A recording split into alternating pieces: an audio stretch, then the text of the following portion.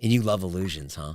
They're fun. They're so cool because it's like it goes back to the reaction of the audience. You know, you might craft a joke. Yeah. But I can't craft a joke. Like we try to make some of our stuff funny and nods to things, but they're not full jokes. Right. And so for me, it's more of instead of the laugh, it's like the aha moment. Yeah. That we're trying to get the audience. Yep. But we still, that's my punchline. Right. And so that's why I love illusions. It's just a different way to look at things. You know, how often do we see a mug or a coffee cup every day, but you're not double taking it. No. But the idea of that is like, what if you did had to take a double take because it's just so remarkable in what it can do. It's really nice. You have like a real great appreciation for life. I wish I had that. I have an appreciation for life, but I rarely take the time to learn about like science and stuff like that, and it is so fascinating. I think it's different. I think your appreciation for life is like something I don't do, which I imagine you're out in nature or out and about, and you're like looking for things that are funny. Yeah. You know, like I'm not out there every day like, what's funny about me standing in the DMV line right now? Or what's funny about me in this situation? But I imagine your brain works in that way. So like, I think everyone just has a different appreciation or the different things they appreciate in life. And it's the people that really continue. Like what makes you crazy is that you made that a career. Yeah. Like, well, I can actually pay my bills by doing this. Right. Most people probably are the funny uncle and tell jokes on, you know, the holiday parties and have those ready. But yeah, I've been doing stand-up again, and you're going on tour. Yeah, I'm going on tour. You want to plug that while you're here? Yeah, thanks for having me, Zach. I'll be in Boston July 7th, Philly, Austin, Orlando, Tampa. Thank you. That's a big so what prompted that tour? My mortgage payment. Just like, you know, I did everything with David and the guys for about 4 years. Mm-hmm. We were doing videos. Everything was doing, you know, pretty good. And then he stopped. I had a podcast with him, and he just stopped everything. Yeah. He doesn't make videos anymore. And, you know, if I hadn't met David, that's probably what I would have been doing the last 4 years, just doing stand-up and doing on tour. And it was really nice how it worked out because having a YouTube career allowed me to be with my kids during this time that, you know, like you don't like to travel. So that was really cool. I could pick them up from school. Yeah. Well, what was your schedule like on the daily vlogs? You know, I'd wake up, take my kids to school at 8 and then come back. Because the perception looks like nonstop. It was pretty nonstop. Like he and I would post like on Wednesday at like the same time. Late afternoon. Like 4 or 5 o'clock. Yeah. And then we'd start a half an hour later to try to get Friday's vlog. What's your writing process for that? You know, I wish I could say that like there's no writer's room, there's no brainstorming set, but I'm sure you're like pitching bits, and are you guys talking about that, or is it like, it's all in your heads and you kind of all mind meld and know what you just ride around and like hope that you thought of something. Yeah. But because we made so many videos, we were always looking for an idea. Yeah. You know, whereas your stuff, I feel like is just really thought out. And you've got how many people work for you? There's about 25 of us. Oh, wow. That work together. That's crazy. A lot of that is post-production. A lot of it's producing team. You have people like Zifu, you know, doing random departments of their own. So, but yeah, I mean, imagine what's different about our stuff is I imagine you had to shoot a bunch and whittle it down.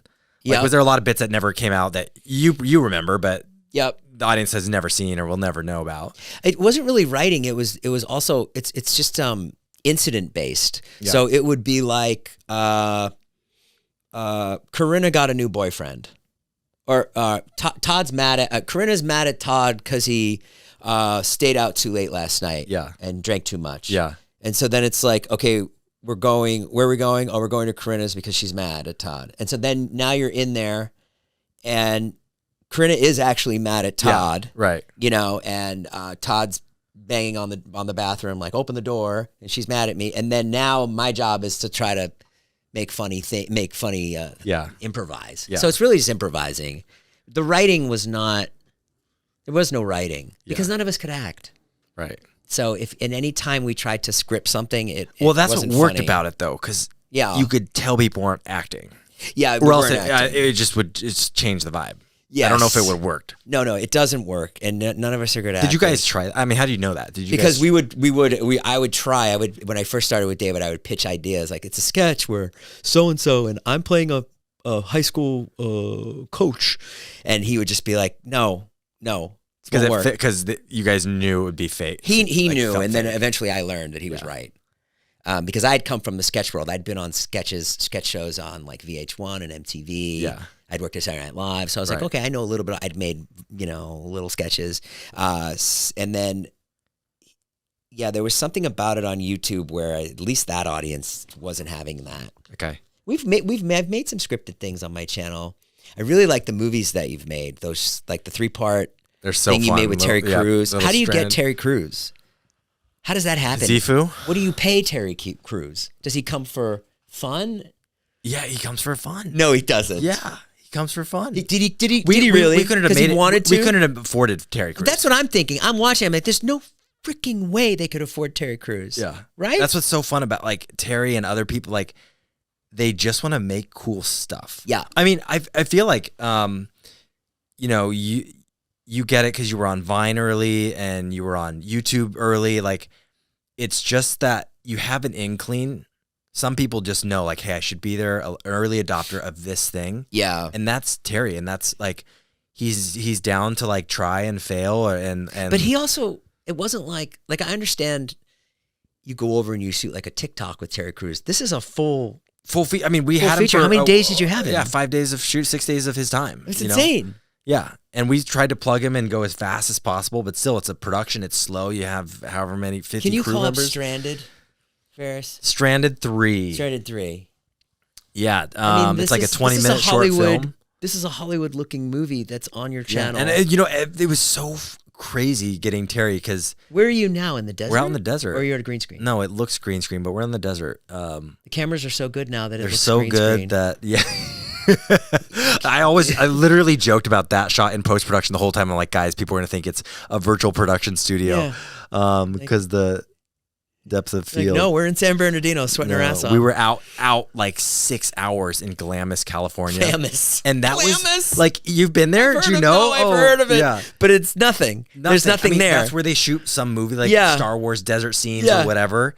And so every time, like every question to Terry was like, wait, you're down to, okay, are you down to do 3 days of shooting? Are you down to 5 days? And it was like, yes. And then it was like, okay, big ask here. We're going to go 6 hours away to the desert for a week. And he's like, yes. And we're like, every time, and then we're wondering what the kind of like, it was unspoken if this is a collab or is there going to be are we going to get a bill beforehand? Or like, how's that going to work? And then we just talked about it and was like, hey, obviously we don't like, what are you expecting? And he was like, oh, nothing. I just want to be I want to do cool stuff with cool people. And we're like, that whole time I'm literally still thinking like, is there like something else he's trying to do? Yeah. But no, like, and there's just people you meet like that are cool, that genuinely just want to make cool stuff. At the end, he's like, I want you to make me disappear. Yeah. It's like, Terry, I don't do that. He's a cool guy.